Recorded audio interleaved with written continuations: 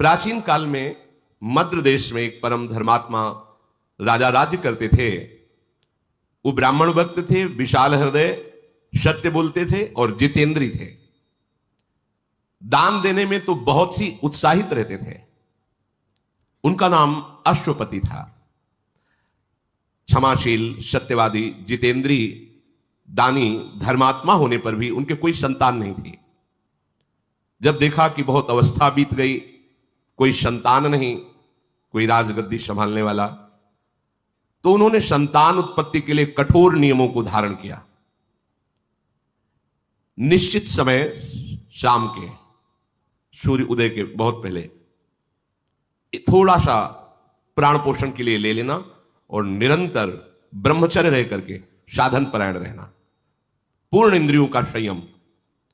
अश्वपति बड़े बड़े विद्वानों के साथ उनके बताए हुए अनुष्ठान गायत्री मंत्र के द्वारा 1 लाख आहुति रोज देना, रोज 1 लाख गायत्री मंत्र पूर्ण करते हुए आहुति देना और जितेंद्रीय रहकर अल्पाहार करके साधन परायण रहना। 18 वर्ष बीत गए साधन करते हुए। देख लो, 4 दिन साधन में लगते हो, चाहते हो कि परिणाम आया कि नहीं आया। वो व्यर्थ नहीं जाएगा, पर धैर्यवान रहो। ये परमार्थ है, तुम्हारे अनंत जन्मों के पाप जमा है, कोई 1-2 जन्म के थोड़ी जमा है। उबने की जरूरत नहीं है। रोज 1 लाख मंत्र गायत्री से आहुति देना विद्वानों के द्वारा, एक बार प्राण पोषण के लिए थोड़ा आहार ले लेना, पूर्ण जितेंद्रीय रह करके 18 वर्ष व्यतीत हो गए साधना करते हुए। साक्षात मूर्तिमान गायत्री देवी, सावित्री देवी प्रकट हुई। जहां स्वाहा आहुति दी जाए उसी से प्रकट हुई। समस्त ब्राह्मण अश्वपति उठकर खड़े हो गए, क्योंकि वेद माता है, परम सामर्थ्यशाली है। महान तेज यज्ञ मंडप पर छा गया। सावित्री जी अमृत के समान वचन बोली, राजन, तुम्हारे ब्रह्मचर्य, इंद्रिय संयम, प्राण संयम, मनोनिग्रह, इसे देखकर मैं बहुत प्रसन्न हो गई हूं। अश्वपति ने कहा, माता, मैं केवल धर्म की पूर्ति के लिए यह अनुष्ठान किया था, क्योंकि एक राजा होते हुए गृहस्थ हूं और मेरे संतान नहीं है, इसलिए मुझे वंश प्रवर्तक, राजगद्दी संभालने वाला पुत्र चाहिए। हे देवी, यदि आप प्रसन्न हैं तो आप मुझे पुत्र प्रदान कीजिए, क्योंकि यह न्यायुक्त संतानोत्पादन परम धर्म है गृहस्थ का। सावित्री जी बोली कि मैंने पहले ही विचार कर लिया था आपके इस भाव को, और ब्रह्मा जी से प्रमाणित करवा लिया है, क्योंकि विधान उन्हीं के द्वारा रचा जाता है। जो भाग्य में भी नहीं है उसको बदला जा सकता है तपस्या के द्वारा, भजन के द्वारा। तुम्हारे यहां एक संतान होगी कन्या रूप में। इस विषय में तुम्हें कोई प्रतिवाद नहीं करना। प्रतिवाद उत्तर, मैंने तो पुत्र मांगा था, ऐसा नहीं, एक कन्या होगी। बहुत प्रसन्न हुए, संतान तो हुई, आनंदित हो गए। देखो, कन्या या बालक दोनों समान हैं। अगर प्रधानता देखी जाए तो कन्या की ज्यादा है। वो दोनों कुलों का उद्धार करती है, माता पिता का और सास ससुर का, दोनों का। उसका पुत्र से भी अधिक श्रेष्ठ पद है कन्या का। आज बुद्धि भ्रष्ट हो गई है, कन्या को हे भाव से देखते हैं। गर्भ में कन्या है तो ऐसी क्रूरता माता पिता धारण कर लेते हैं, मरवा दो। कैसा बुद्धि कैसी नीच हो गई। पुत्र से भी श्रेष्ठ कन्या का पद है। अपने तो घरों में देखा है, छोटी कन्या को अपनी ही कन्या के चरण पूछते हैं। बड़े जन चरण छूते हैं, छोटे बालक के थोड़ी छूते हैं, कन्या के छूते हैं। उसे देवी भावना से देखा जाता है। सावित्री जी ने कहा, इस पर तुम्हें कोई प्रतिवाद नहीं, आपकी बड़ी कृपा है। मार्कंडेय जी कहते हैं, राजा बहुत प्रसन्न हुए और सावित्री देवी ऐसा बोलकर अंतर्धान हो गई। अश्वपति अपनी मनोकामना पूर्ण मान करके अपने नगर को आए, राज्य में रहने लगे। नियम पूर्वक उत्तम व्रत का पालन करने वाले राजा ने ब्राह्मणों से सहमति लेकर गर्भ स्थापित किया अपनी रानी के। ये बड़े भागवतिक विषय है। ब्याह हो जाना कोई व्यभिचार में प्रवृत्त हो जाना नहीं है। संयम पूर्वक भगवत आराधन करते हुए संतानोत्पत्ति रूपी क्रिया भगवान की पूजा होती है। दिशाओं को नमस्कार, भगवान को नमस्कार, देवताओं को नमस्कार करके ऐसे।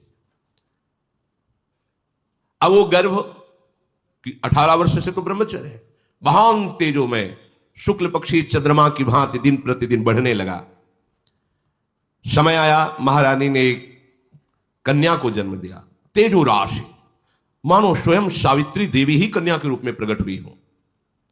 जो जात कर्म संस्कार कराने वाले विद्वत ब्राह्मण आए, उन्होंने कहा ऐसी कन्या हमने नहीं देखी, ये देखो तब का फल। साक्षात सावित्री देवी की आभा प्रकट हो रही है, इसलिए इस कन्या का नाम सावित्री ही रखा जाएगा।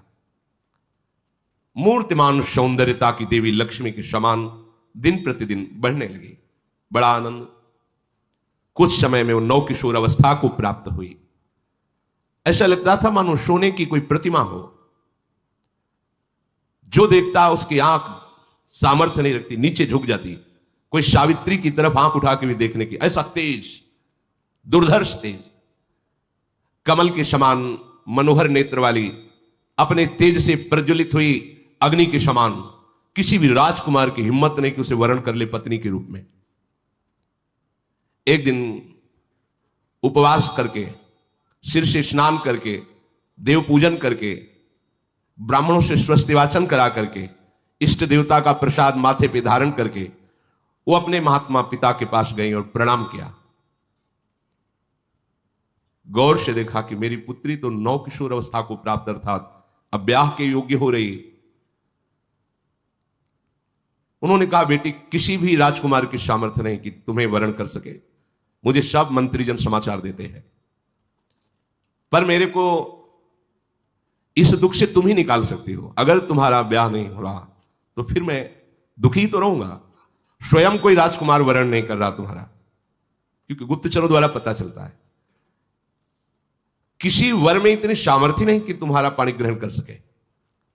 तुम्हारे तेज से प्रतिहत होकर किसी की सोच ही नहीं बन सकती कि तुम उसकी अर्धांगिनी बनो। इसलिए तुम्हें स्वयं वर का वरण करना होगा। कोई वर तो तुम्हें वरण नहीं कर रहा, ऐसा तेज तुम्हारा सौंदर्य है। तुम जिसे पति के रूप में चाहो, बस उसका परिचय हमें बताओ आकर, मैं उन्हीं के साथ तुम्हारा पाणी ग्रहण संस्कार कर दूंगा। मेरी ये मन की जो पीड़ा है, हर पिता के मन में एक पीड़ा होती, बेटी को सुयोग्य वर की प्राप्ति हो जाए। कल्याणी, मैंने ब्राह्मणों के विद्वानों के मुख से सुना है, विवाह के योग्य हो जाने पर कन्या का दान न करने वाला पिता निंदनीय नारकी गति को प्राप्त होता है। कन्या विवाह के योग्य है, उसे सुयोग्य वर के साथ वर्ण नहीं किया गया तो ये पिता को अपराध लगता है, ये निंदनीय। ये देखा है, बड़ी शोक और चिंता में हो जाते। जब जनक जी हो गए तो औरों की बात क्या, परम ज्ञानी ब्रह्मबोध संपन्न, जब कोई राजकुमार अजगों को नहीं उठा पाया तो वो बोले कि हाय, यदि मैं ऐसा जानता कि पृथ्वी वीरों से शून्य हो गई तो मैं ऐसी शर्त ही नहीं रखता, ऐसी प्रतिज्ञा नहीं रखता, आज मेरी पुत्री कुंवारी रह जाएगी मेरी प्रतिज्ञा के कारण। तब लखनलाल ने कहा, कैसी बात बोल दी, जहां प्रभु विराजमान है ऐसे शब्द आपको नहीं बोलना चाहिए। ए अजगौ की बात क्या, भगवान अगर आदेश कर दें तो पूरे ब्रह्मांड को कच्चे घड़े की तरह भी तोड़ दो। जनक जी भी शोकित हो गए थे। सावित्री जी के पिताजी कहते हैं कि हमने बड़े बड़े शास्त्र विद्वान महापुरुषों से सुना कि विवाह के योग्य हो जाने पर कन्या का जो सुयोग्य वर के साथ पाणी ग्रहण संस्कार नहीं कराता समय पर, वो पिता निंदनीय है, वो अपराधी है, उसको दंड मिलता है। इस बात का कर्तव्य है। जो पिता के पधार जाने पर अपनी माता की रक्षा नहीं करता, पूर्ण सेवा नहीं करता, वो पुत्र अपराधी है, धिक्कार योग्य है, उसे दंड मिलता है। जो सुयोग्य पत्नी प्राप्त होने पर भी पति अन्य की तरफ काम भावना करके अपनी पत्नी का तिरस्कार, वो दंडनीय अपराध है हमारे भागवती कानून में, उसको दुर्गति प्राप्त होगी। इसलिए मेरी बात समझकर बेटा तुम अपने योग्य पति की खोज करो, ऐसी चेष्टा करो जिससे मैं नारकी गतियों को प्राप्त ना हो, क्योंकि तुम यौवन अवस्था को प्राप्त हो रही हो और कोई भी वर साहस नहीं कर रहा तुम्हें अपनी पत्नी बनाने का। मार्कंडे जी कहते हैं, महाराज युधिष्ठिर, पुत्री से ऐसा कहकर कुछ सेना, प्रधान अंगरक्षक और बूढ़े मंत्री और विद्वान ब्राह्मण साथ दे दिए, सब सेवा सामग्री और यात्रा। आप खोज करो अपने योग्य वर की। पिता के चरणों में प्रणाम करके उनकी आज्ञा पालन करने के लिए तत्काल सावित्री जी ने प्रस्थान किया।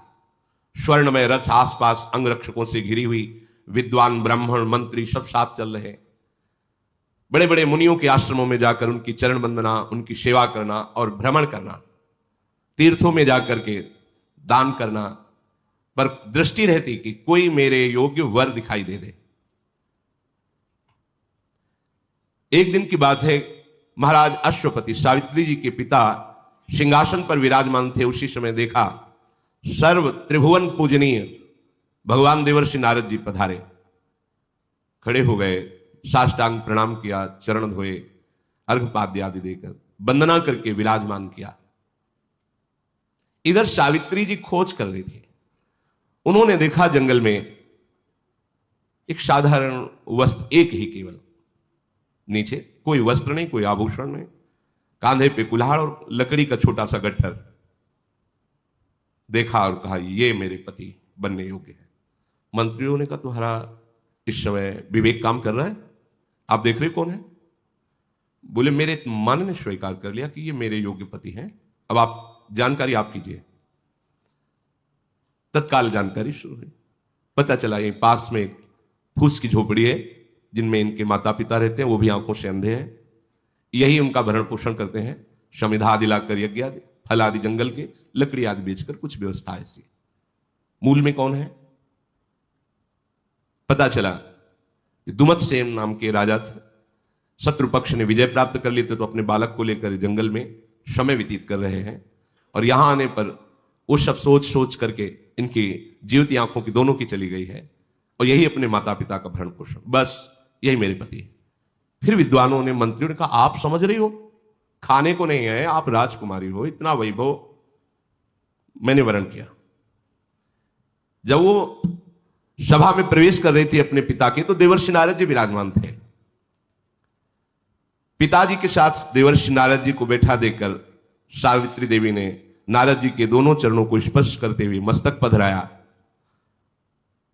नारद जी ने कहा कहां से आ रहे हो आप? उनका वर की खोज में। अभी अभी मैं आई हूं अपने वर का वर्ण करके। सावित्री जी ने कहा आप जानना चाहेंगे? पिताजी सुनो, वो शाल्व देश में दुमतसेन नाम के प्रसिद्ध एक धर्मात्मा राजा थे।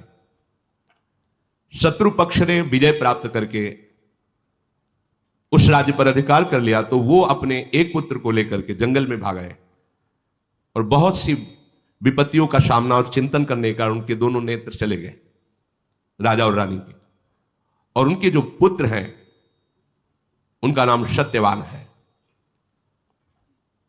वो अपने माता पिता का भरण पोषण कर रहे हैं, और मेरे योग्य पति वही है, मैंने मन से उनका वरण कर लिया है। सावित्री जी ने संभाषण नहीं किया था। नारद जी एकदम बोल उठे, नहीं नहीं नहीं, ऐसा नहीं, बड़े खेद की बात, शोक की बात है, तुमने ऐसे को वर्ण कर लिया। तो सत्यवान जी की बात सुनकर जब नारद जी ऐसा बोले, उनके पिता ने कहा क्यों? गुणहीन, धर्महीन, आचरणहीन क्या? उनका नहीं नहीं, राजकुमार का सत्यवान नाम इसीलिए त्रिकाल में भी कभी झूठ नहीं बोलते, ना उनके माता पिता सत्य और धर्म का आचरण कभी छोड़ते हैं, इसलिए उनका नाम सत्यवान रखा गया है। राजा ने कहा देवर्षि फिर आप एकदम चौंक क्यों पड़े? जब ऐसे सत्यवान है तो आप ऐसा? नारद जी ने कहा वो सूर्य के समान तेजस्वी हैं, बृहस्पति के समान बुद्धिमान है, और इंद्र के समान वीर है, पृथ्वी के समान क्षमाशील है। तो फिर महाराज आप एकदम आश्चर्यचकित होकर नहीं नहीं क्यों बोल पड़े? सुनो, वे दान देने में भीरंती देव के समान है, उशीनर पुत्र महाराज शिवी के समान शरणागत की रक्षा करने में समर्थ है। वो बहुत ही सुंदर और प्रिय दर्शन, जैसे चंद्रमा सबको प्रिय लगता है, वो रूपवान भी है। फिर महाराज क्या आपने दोष देखा? आप तो जितनी बात बता रहे हैं ये तो सब किसी महापुरुषों में होती है। इन सब गुणों को ढक देने वाला हमने एक दोष देखा। क्या? वो बस 1 वर्ष जीवित रहेंगे, आज से 1 वर्ष जीवित रहेंगे, और 1 वर्ष में उनका शरीर छूट जाएगा। पिताजी भी कांप गए, नहीं नहीं, ऐसा वर्ण नहीं वर्ण करना, 1 वर्ष। राजा बोले, बेटी तुम दूसरा वर वरण कर लो। सत्यवान सब गुणों से युक्त है, पर 1 वर्ष जीवित नहीं, ऐसा नहीं। भगवान देववंदित नारद जी के वचन परम सत्य होते हैं। 1 वर्ष में उनकी मृत्यु हो जाएगी, फिर तुम वैधव्य जीवन व्यतीत करोगी। नहीं, ऐसा नहीं। सावित्री बोली, धर्मात्मा पुरुष निर्णय एक बार ही करता है। हमारे सनातन धर्म में कन्या एक बार पुरुष का वरण करती है,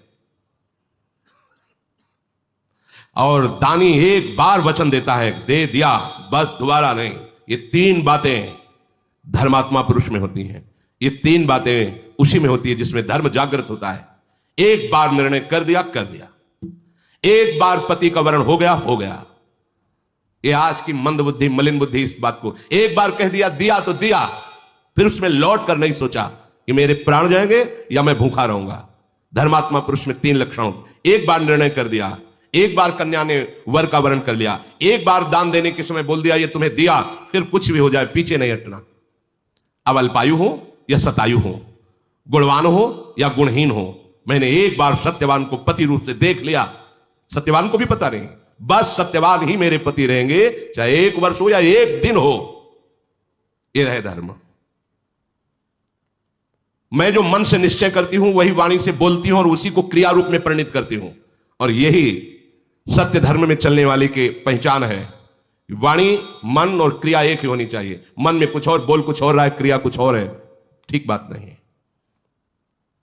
नारद जी ने कहा, धन्य हो, धन्य हो, धन्य हो देवी, तुम्हारी बुद्धि धर्म में स्थित है, इसलिए अब किसी के सामर्थ्य नहीं कि तुम्हें धर्म से कोई हटा सके। पुत्री, तुमने जो सत्यवान के साथ वरण करने की निष्ठा दिखाई, मैं बहुत प्रसन्न हुआ। देवर्षि नारद जी ने कहा। राजा बोले कि मेरा हृदय भी फूल गया, मुझे ऐसी संतान मिली जो धर्मनिष्ठ है। बेटी, मैं वैसा ही करूंगा जैसा तुम निर्णय किए हुए हो, क्योंकि धर्म का यही निर्णय है। वो केवल देखा और मन में ठान लिया, कोई आगे प्रक्रिया ब्याह की नहीं हुई थी। सत्यवान को भी बात नहीं पता थी। नारद जी ने कहा, कोई विघ्न बाधा तुम्हारे ब्याह में न पड़े, मैं ऐसा आशीर्वाद देता हूं। अच्छा, मैं चलता हूं। भगवान नाम गुणगान करते हुए वो भगवत धाम की तरफ नारद जी चले। इधर विवाह की तैयारियां हुई। युधिष्ठिर, अश्वपति ने बड़ी प्रसन्नता से ब्याह की सामग्री एकत्र करवाई। फिर बड़े बूढ़े ज्योतिषाचार्य, विद्वान, ज्ञानी ऋषिजन, ऋत्वजन, पुरोहितजन, इन सबको और बहुत सी भोग सामग्री, बहुत सी धन संपत्ति साथ में ली और उसी तपोवन की यात्रा की जहां सत्यवान जी रहते थे। वहां आश्रम के निकट पहुंच करके सब सवारियां रुकवा दी और नंगे पैर होकर के अश्वपति, जो सावित्री जी के पिता थे, पाग हटाकर, सर का पाग और चरणों की पादुका ये हटा करके, ये सबसे बड़ा सम्मान होता है, ब्राह्मणों को आगे करके वहां गए। तो वहां देखा नेत्रहीन राजा और रानी, सत्यवान के जो माता पिता हैं, एक साल वृक्ष के नीचे बैठे नाम जप कर रहे हैं। कुशा की चटाई है, जंगली कुशा की। अश्वपति ने जाकर के उनका पूजन किया, प्रणाम किया, फिर परिचय रखा, मैं अश्वपति हूं, अर्घादि के द्वारा आपकी आराधना कर रहा हूं। वेद मंत्रों के ज्ञान करने वाले ब्राह्मणों के द्वारा स्वस्थ वाचन कराकर बहुत सी गौएं और संपत्ति आपको समर्पित करता हूं। इसका उद्देश्य है कि आपके पुत्र सत्यवान को मैं अपनी पुत्री समर्पित करता हूं। हे धर्मज्ञ, इस सावित्री नाम की मेरी तेजोमयी देवी स्वरूपा कन्या है, इसे आप पुत्र वधू के रूप में स्वीकार करें। वो बूढ़े जिनके नेत्र नहीं, अंधे हो गए थे, वो बोले, महाराज क्या देखकर विवाह कर रहे हो? वैसे मैं भी राजा ही था, पर राज्य भ्रष्ट हो चुका हूं, छिन चुका है राज्य। यहां तो भरपेट भोजन की भी व्यवस्था नहीं है, और आपकी कन्या राजकुमारी, आप खुद कह रहे हैं देवी है, तो उसके पालन पोषण के लिए मेरे पास कोई सामग्री नहीं।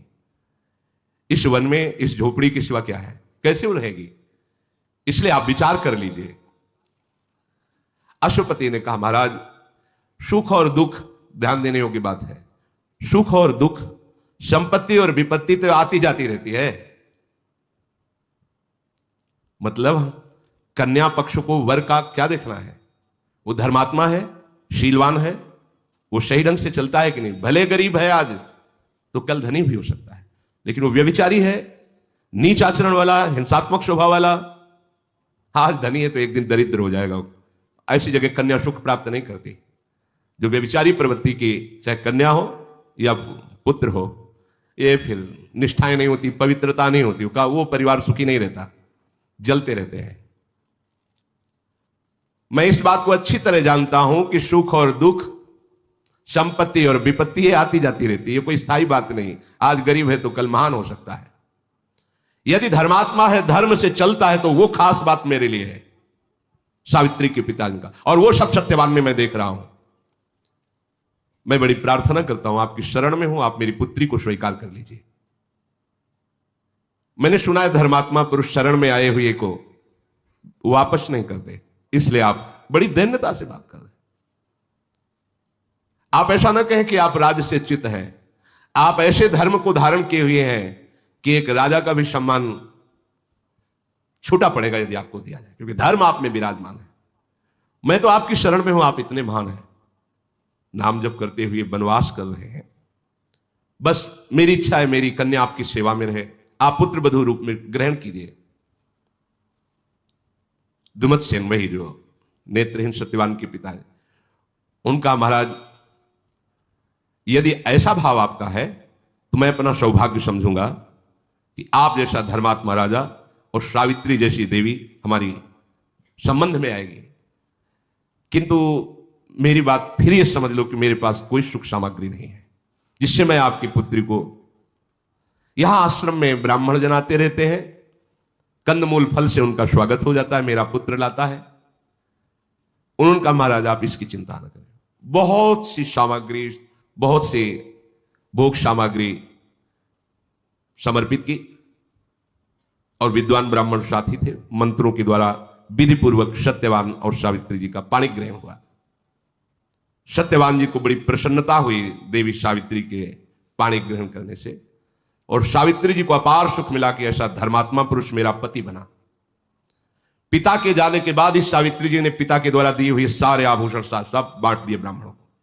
जैसे मेरे पति और ससुर रहते हैं मैं वैसे ही रहूंगी, अपने पिता की वस्तुओं का भोग नहीं करूंगी। इनके पास जो सुविधा है उसी से, यह है धर्म, यह है धर्म कि अपने पिता के वैभव को दिखाकर पति गरीब है तो उसको हर समय नहीं। जैसे मेरे स्वामी हैं मैं उन्हीं के। सियाजू ने भी यही कहा था कि मुझे जनकपुर का वैभव या महाराज चक्रवर्ती सम्राट दशरथ जी का वैभव, प्रभु आपके जहां चरण वही हमारे लिए सुख सैया है आपका। पिता के जाते ही सारे वस्त्र आभूषण उतार दिए, और जैसे पति वलकल वस्त्र वैसे ही वस्त्र धारण के और सब बांट दिया। जैसे पति जीवित रखेंगे वैसे रहूंगी, पिता के वैभव से नहीं। ये धर्म है, इसे धर्म कहते हैं। मेरे पति जैसे माता पिता की सेवा करके थी, मैं उसी से नहीं चाहिए ये वैभव, वो दे गए थे, सब बांट दिया। शरीर में कोई आभूषण नहीं रखा। गुण, विनय, संयम सबके द्वारा अपने सास ससुर की आज्ञा में रहना, शारीरिक सेवा और वाणी का संयम, कभी कोई ऐसे वचन न निकल जाए पति के प्रति, और सत्कार के द्वारा पति को अधीन कर लिया, प्रेम अधीन। यह है वास्तविकता। ऐसा प्रेम, ऐसा समर्पण कि वो खुद अपने हृदय में आपको वास दे दे। मधुर संभाषण, प्रवीणता पूर्वक कार्य की कुशलता और शांति, और एकांत वृत्ति के द्वारा पति की आराधना। एकांत वृत्ति भगवत भाव, मेरे साक्षात भगवान है मेरे पति देव, ऐसी आराधना। बाहर से सब करते हुए अंतर से गली जा रही थी। आज का भी दिन व्यतीत हुआ, आज का भी दिन व्यतीत हुआ। 1 वर्ष, जिस दिन नारद जी ने बात की थी उस दिन से वो क्षण क्षण अंदर आग लग रही थी, पर बाहर से मुस्कुराती, बाहर से सब किसी को जाने नहीं देती। तदनंतर समय व्यतीत हुआ, वो समय आ गया। सावित्री जी एक एक मिनट की गणना, एक एक पल की गणना कर रही थी। नारद जी के बताए हुए समय से निश्चय हो गया कि आज के चौथे दिन मृत्यु हो जाएगी मेरे पति की। एक जगह खड़ी हो गई, न जल न भोजन, बस मंत्र जाप, रात दिन, किसी को कुछ नहीं बताया। सावित्री का कठोर नियम सुनकर उनके ससुर ने पूछा, ये कौन सा व्रत आप आरंभ कर रही हैं? सुना है तुम 3 दिनों तक कोई भी आहार नहीं ले रही, जल नहीं, भोजन नहीं, क्या तुम्हारे मन में चल रहा है? तो उनका पिताजी आपको चिंता करने की बात नहीं है, ऐसे ही मन में आया है कि मैं ऐसे रहूं, जब कार्य पूरा हो जाएगा तो मैं आपको बता दूंगी। अभी आपसे क्षमा चाहती हूं कि आप हमसे ना पूछे कि मैं क्या कर रही हूं और क्यों कर रही हूं, बस आप शांत रहिए, तो आप कोई प्रश्न मत कीजिए। तो उनका बेटी तुम्हारा व्रत भंग हो ऐसा मैं तो भी नहीं चाहूंगा, तुम समुचित रूप से व्रत करो, मैं नहीं बोलूंगा, मैं जानता हूं कि तुम जो भी निर्णय लोगी वो धर्मयुक्त होगा। 3 दिन व्यतीत हुए, अब कल चौथा दिन है, निश्चित पति की मृत्यु है। रात भर अशुभ प्रवाह करती हुई भगवान नाम जप करती रही। हे भगवान, आप ही मेरे पति की रक्षा कर सकते हो। जो ही सूर्योदय हुआ, बड़े बूढ़े ब्राह्मणों को प्रणाम करना, सास ससुर को प्रणाम करना दिन की दिनचर्या थी, वैसे ही प्रणाम किया। और सावित्री जी ने सास ससुर से कहा, अभी तक हमने आपसे कोई वस्तु नहीं मांगी, आज मैं एक बात आपसे मांग रही हूं। कहा, बेटी हमारे पास है ही क्या जो मैं तुम्हें दे सकूं? बोले, जब से पाणी ग्रहण संस्कार होकर आया मैं आपकी सेवा से बिलक नहीं हुई, आज मुझे आदेश कीजिए। पति जो लकड़ी लेने जाते हैं, समिधा लेने जाते हैं, फल मूल लेने, आज मैं उनके साथ बन देखना चाहती हूं और उनके साथ जाना चाहती हूं। ना सत्यवान को पता है, ना उनके माता पिता को पता है। तो उनका, बेटी ये कोई बात है, ये तो तुम्हारा अधिकार है।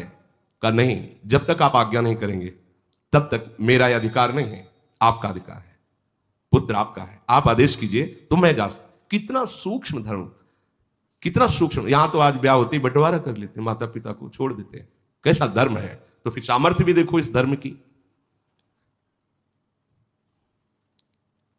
आज मैं इसलिए जाना चाहती हूं कि आज कोई मेरा बहुत बड़ा मनोरथ है, जब मैं वो मनोरथ पूर्ण कर लूंगी तब आप भी प्रसन्न हो जाएंगे, देख लेना।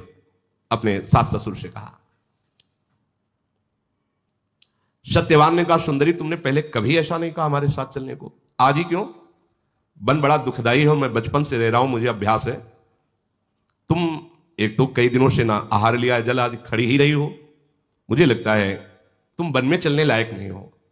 सावित्री ने कहा, भगवान मुझे कोई कष्ट नहीं है, मुझे कभी भी कहीं भी चलने में थकावट नहीं होती, मेरा मन बहुत उत्साहपूर्ण रहता है, बस आपसे प्रार्थना है आप कहीं मना ना कर दीजिए। सत्यवान ने कहा कि आज तक तुमने कोई चाह नहीं प्रकट की, अगर साथ ही चलना चाहती हो तो चलो, हम मना नहीं करेंगे। महान व्रत का पालन करने वाली सावित्री ब्राह्मणों को, सास ससुर को प्रणाम करके एकाकार वृत्ति केवल भगवान में, ये बहुत बड़ी बात है। कदम पति के साथ चल रहे, चिंतन भगवान का चल रहा है। आज देखते हैं कि मृत्यु कैसे हमारे पति को ले जाती है। हृदय घबरा रहा है, जलन पैदा हो रही है, भगवद स्मरण एक तार चल रहा है, देखने में बहुत मुस्कुराती हुई दिखाई दे रही, जिससे उनके पति को पता ना चले। सत्यवान जी दिखाते, देखो विशाल नेत्रों वाली सावित्री, ये कैसा सुंदर वन है, देखो यहां मयूर कैसे नृत्य कर रहे, देखो ये कितनी पवित्र जल बहाने वाली नदी है। धीरे धीरे सावित्री जी चल रही, पर दाह बढ़ रहा है, क्योंकि उनको पता है कुछ ही क्षण रह गए मृत्यु के, और पति को पता नहीं है। कुछ फल चुने, फिर लकड़ी काटने के लिए पेड़ पर चढ़ गए, कुल्हाड़ चला रहे थे, वो बस एकाग्रता से दे। उन्होंने कहा, सावित्री बिना श्रम के इतना पसीना आ रहा है, अरे मेरा तो सर भी फटने लगा है। उनका, भगवान आप नीचे आ जाइए, कभी कभी ऐसा हो जाता है, आप नीचे आ जाइए। नीचे आए तो उनका ऐसा लग रहा है कि मेरे हृदय को कोई छेद रहा है, बहुत हृदय में पीड़ा हो रही है, अरे मेरे अंग फटते चले जा रहे हैं। सावित्री जी बैठ गई, कहा भगवान आप आराम से लेट जाइए, और अपनी गोद में सर रखा, सहलाने लगी, आप आराम से सो जाइए, अभी सर दर्द ठीक हो जाएगा। और वो तो सावधान, समझने की समय बिल्कुल मृत्यु का है। सावित्री जी गोद में अपने पति का सर रखकर सहला रही, आसपास दृष्टि देखते हैं कौन आता है। उसी समय देखा, मुहूर्ता देव चा पश्यत पुरुषम रक्तवाशम बद्धमौलिम वपुष्मंतो मादित्य सम तेजसम, आदित्य सम तेज, मानो सूर्य उदय हो गए हो, लाल वस्त्र धारण किए हुए, भयानक रूप, सिर पर मुकुट बंधा हुआ, भय पैदा हो रहा, हाथ में पास लिए आकर वहां खड़े हो गए। सावित्री जी ने देखते ही पति का सर जमीन पे रखा और भूमि पर प्रणाम किया, माथा टेके, और हाथ जोड़कर कहा, मैं समझती हूं कि आप कोई देवता नहीं है, लोकपाल है, क्योंकि इतना तेज लोकपालों में ही होता है। अगर आप उचित समझे तो हमें अपना परिचय बता सकते हैं। पतिव्रता से सावित्री तथैव च तपोन्विता, तुम पतिव्रता हो और तुम आत्मबल से युक्त महान तपस्विनी हो, इसलिए मैं तुमसे वार्तालाप कर सकता हूं। तुम मुझे लोकपाल यम इस नाम से मेरा परिचय दिया, मैं यमराज हूं, तुम्हारे पति की आयु समाप्त हो चुकी है, इस पास में बांध करके अभी अभी मैं उनको यहां से ले जाऊंगा। सावित्री जी ने पूछा कि मैंने तो सुना है यमदूत आते हैं, पर आप यहां स्वयं पधारे, दूत नहीं आए, ऐसा क्यों? श्रूयते भगवान दूतास्तवागच्छन्ति मानवान, मनुष्य को लेने के लिए तो यमदूत आते हैं, नेतु किल भगवान कस्मात, आप स्वयं आए, स्वयं प्रभु। भगवान यमराज ने कहा कि जानती हो, ये तुम्हारा पातिव्रत धर्म और भगवत चिंतन का प्रभाव है कि मेरे दूत तुम्हारे सामने प्रकट ही नहीं हो सकते, क्योंकि महाभागवत ये भी है, महाभागवत 12 महाभागवतों में ये यमराज जी आते हैं, जिनको धर्मराज भी कहा गया है। मेरे दूतों की योग्यता ही नहीं कि आ जाए, इसलिए मुझे स्वयं आना पड़ा है। तत्काल सावित्री जी ने देखा कि उस जीवात्मा को यमपाश में बांधकर, क्योंकि वो दिव्य दृष्टि संपन्न हो चुकी है, बहुत विवश कष्टपूर्वक शरीर से वो जीवात्मा निकल रही, सांस रुक गई, चेहरे का रंग बदल गया, पति को यमपाश में बंधा देख रहे हैं। दक्षिण दिशा की ओर चल पड़े यमराज जी, सावित्री जी पीछे पीछे चल पड़े। परम सौभाग्यवती, व्रत नियम भगवद स्मरण, अबाध गति, कहीं भी जा सकती है। धर्म का बहुत बड़ा बल होता है। ऐसा लगा कोई पीछे आ रहा है, देखा तो उन्होंने कहा कि सावित्री अब तुम लौट जाओ और अपने पति के दाह संस्कार आदि कार्य को पूरा करो। जो एक पत्नी का परम कर्तव्य है वो तुमने पूरा कर लिया, अब आगे तुम्हें नहीं आना चाहिए। सावित्री जी ने कहा, पत्नी का तो पूरा कर्तव्य तभी होता है जब वो पति के साथ ही रहे। जहां मेरे पति जाएंगे वहीं मैं जाऊंगी, यही सनातन धर्म है। तपस्या और गुरु भक्ति, पति प्रेम, भगवत भजन, व्रत पालन, इनकी सामर्थ्य से मेरी ऐसी गति है कि कोई भी लोकपाल मुझे नहीं रोक सकता। ये देखो, तपस्या अर्थात कष्ट सहना, गुरु भक्ति, पति प्रेम, भगवत भजन और व्रत पालन, इनसे मेरी ऐसी सामर्थ्य प्रकट हो गई, कोई लोकपाल नहीं रोक सकता। जिस लोक में जाना चाहें हम जा सकते हैं।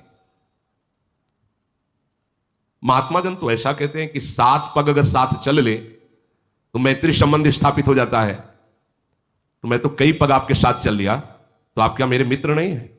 यमराज जी से पूछ रहे।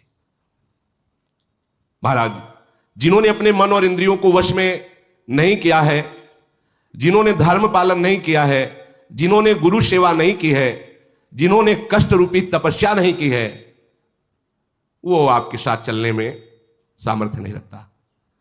महात्मा लोग विवेक विचार से ही धर्म का वर्णन करते हैं और धर्म प्राप्ति ही जीवन का परम लाभ है। इसलिए सबसे श्रेष्ठ वही है जो धर्म से चलता है। यमराज जी ने कहा, तुम्हारी बात सुनकर मुझे बहुत आनंद हुआ, तुम्हारा पति प्रेम और तुम्हारा निष्ठा भाव, अब तुम लौट जाओ, मैं बहुत प्रसन्न हूं। सत्यवान के जीवन के सिवा और तुम जो चाहो एक वरदान मांग सकती हो। सावित्री जी ने कहा, भगवान, मेरे ससुर और सास वो राज्य भ्रष्ट हैं, राज्य छिन गया है, उनकी आंखें नहीं हैं, तो आप कृपा करो मेरे सास ससुर की आंखें ज्योतिमय और वो बलवान हो जाए और तेजस्वी हो जाए, स्वस्थ, जैसे वो राजकाज के समय थे वैसी उनकी शरीर की कांति हो जाए। तथास्तु, ऐसा ही हो। फिर लौट के दिखा रहे, उनका लौट जाओ ना। कहा भगवान आप कैसा कैसे कह सकते हैं, मेरे स्वामी को आप लिए जा रहे हो, मेरे से कह रहे हैं आप लौट जाइए। जहां मेरे पतिदेव रहेंगे वहीं मैं निश्चित वहीं रहूंगी।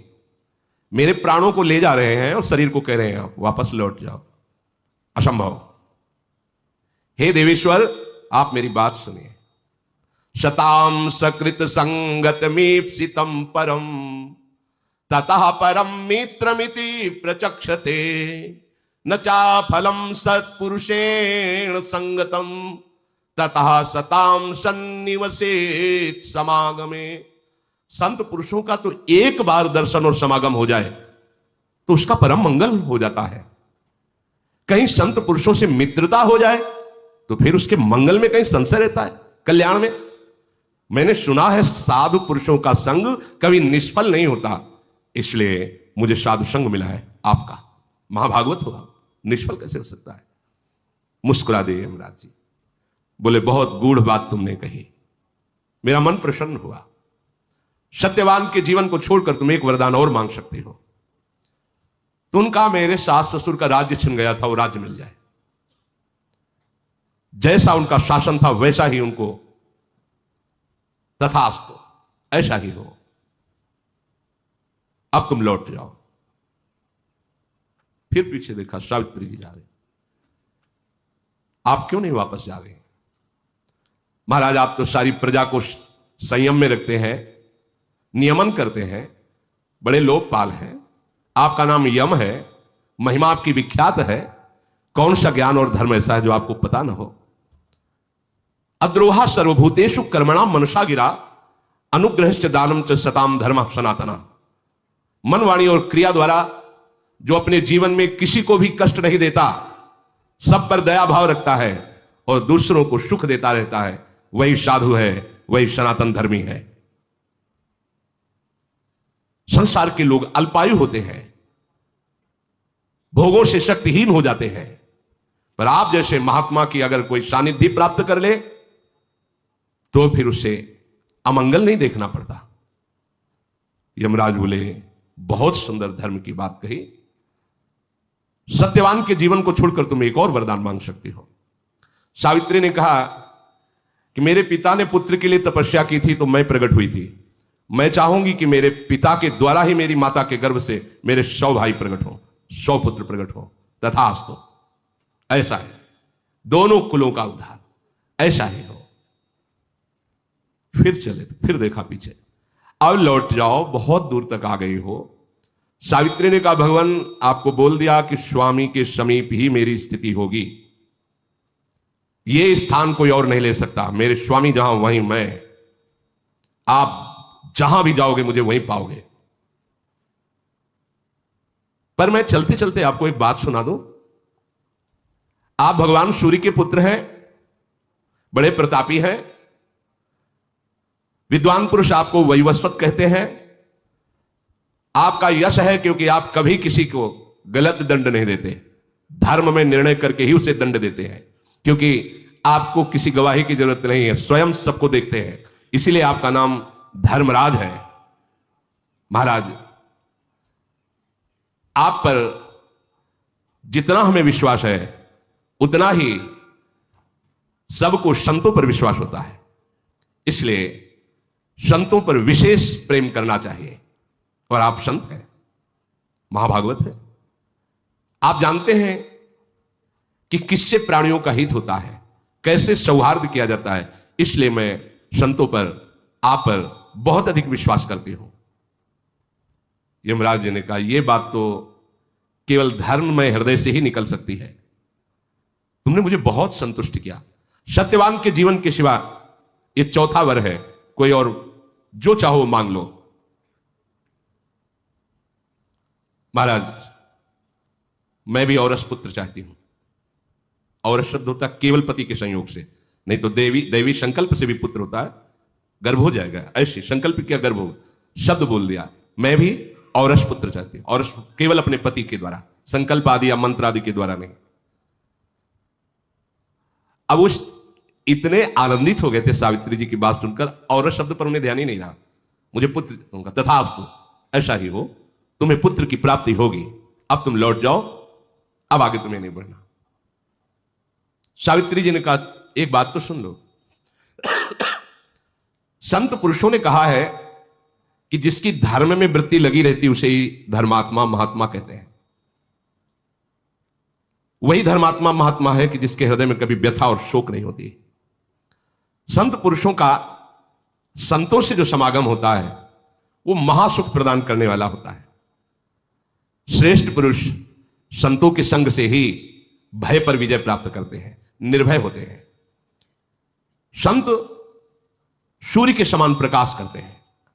जैसे सूर्य प्रकट होकर बाहरी अंधकार का नाश करता है, तो संत अंदर के अज्ञान अंधकार का नाश करते हैं। संत महात्मा पूरी पृथ्वी को अपने भजन संकल्प बल से सुख प्रदान करने की चेष्टा करते हैं।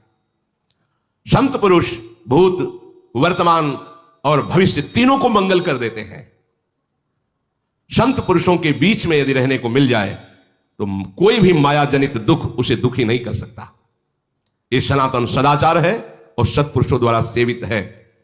इसलिए संतों का संग करना चाहिए और परोपकार करना चाहिए। कभी भी अपनी स्वार्थ बुद्धि रख करके संत समागम से विमुख नहीं होना चाहिए। संतों का संग कभी व्यर्थ नहीं जाता।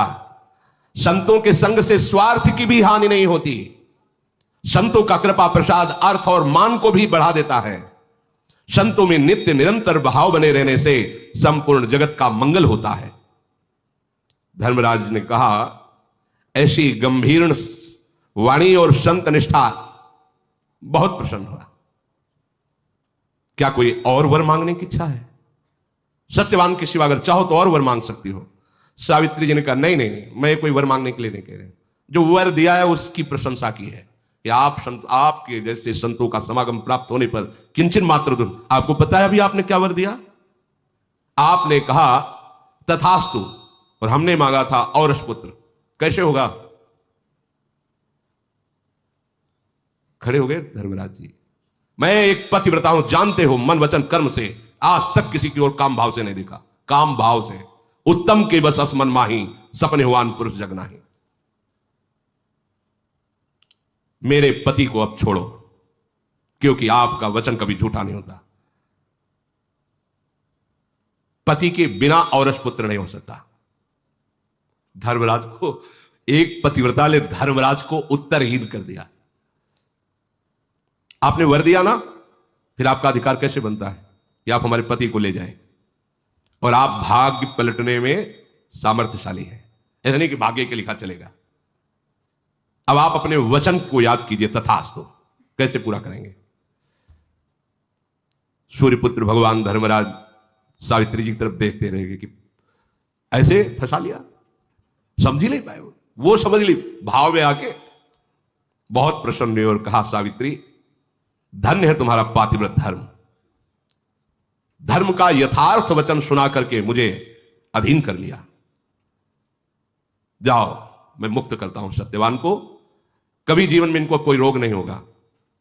ये जो सोचेंगे तत्काल वही हो जाएगा और तुम सदैव सौभाग्यवती रहोगी। यहां से भूमि लोक से जाओगी तो सौभाग्यवान होकर जाओगी।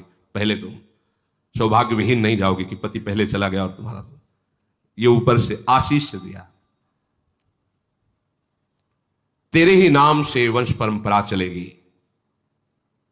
तुम्हारे सत्यवान से जो पुत्र होंगे धर्मात्मा, महान और बलशाली होंगे, और 100 पुत्र होंगे। धर्मराज जी ने कहा, देखो